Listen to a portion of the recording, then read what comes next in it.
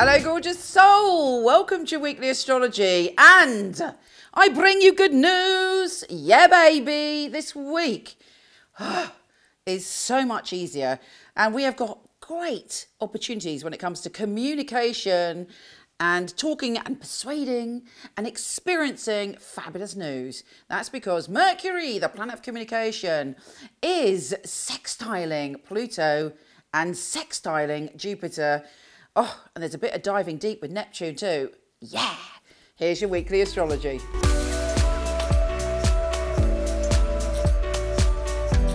Cancer this week is filled with fabulousness, opportunity, jolliness, creativity, and excitement for you.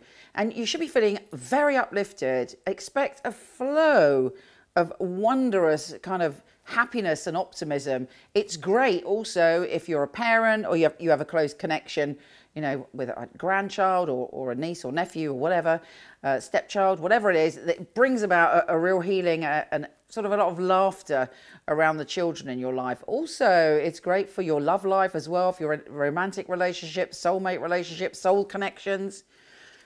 Cancer, I hate the word soulmate, forget that. God, that causes so many different confusing things for people, but that's a whole nother story. Anyway, so soul connections, romance, sensuality, all of that is very, very good this week. And you feel on a bit of a high. You feel like optimistic and anything is possible, fingers crossed. And there's this deep connection around you with wanting to explore and be playful with that Neptune. And when it comes to that fabulous sextile between Jupiter and Pluto, that's in your relationship zone. So basically, it's like the cosmos is waving, potentially waving, or handing you a magic wand to wave on your relationships this week. And also, it could bring about a lot of excitement when it comes to your relationships too. There's a sort of electricity in the air, thanks to Venus opposing Uranus. But the main focus, I think, is the way that you communicate. You're able to communicate with the people you love and bring about change and positivity and balance. And it may be that you have to shake things up to do that. You have to sort of think of new ways and new and exciting things that you can do together. If you're single, there is the potential for a very loving week, whether that's with you meeting a partner or whether it's with your friends and loved ones. There's this sense that you feel loved this week. And I hope that to be the case, because you are worthy of love. You deserve love. You are a very giving, nurturing being.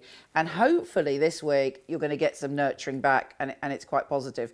But certainly your relationships are in focus. I mean, presumably, you know, if you're in a very challenging relationship, you'll be able to think of creative ways to either get out of that relationship or heal it. But it's not about just you giving love. It's about actually learning to receive. You know, in my life, oh God, I must have done hundreds of thousands, tens of thousands of relationship readings for people, and also had quite a complex relationships myself in the past.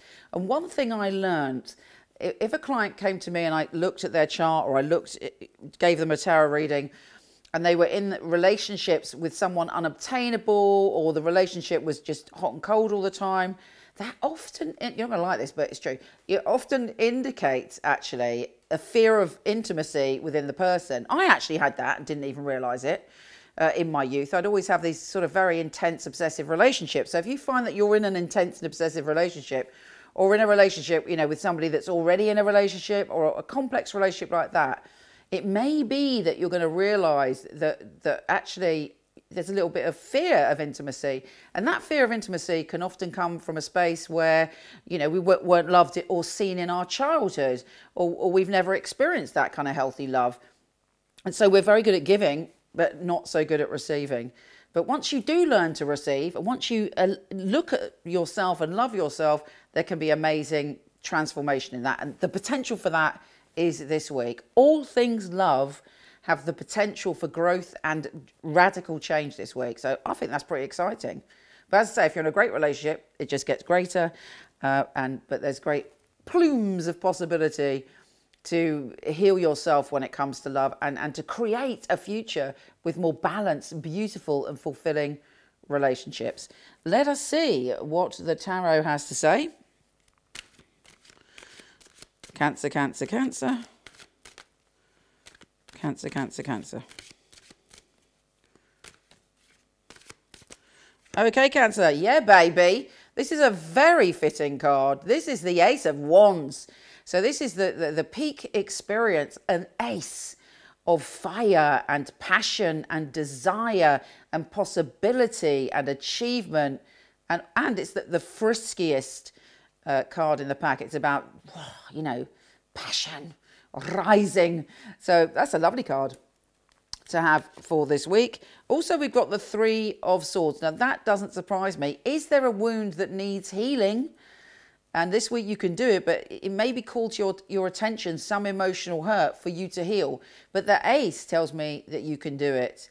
And it's about really being aware of our own pain. When we work on that and we heal that, then we can go forward. So that's good. Look out for an Aquarius, Libra, or Gemini. If this is someone that hurts you, it may be time to release that person. Or to, I mean, we don't want to think in such extremes. It may be time to lay some healthy boundaries with that person. But it could be someone coming in with very intense ideas. If you find yourself responding like the Knight of Swords, like cut, because often actually a water sign can be a cut off. I mean, an air sign can, a swords can be a cut off water sign. So if you find yourself being cruel or cutting off and saying something to protect yourself, do not do it. But I believe that's all connected to the past.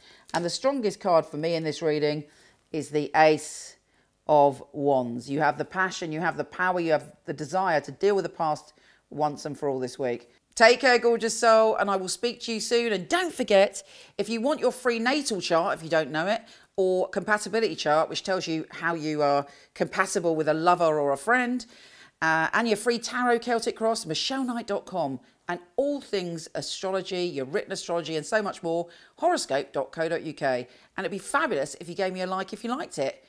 Take care. Sending you so much love. MicheleKnight.com. I was a client of Michele Knight, so I knew all of the psychics and they'd read for me.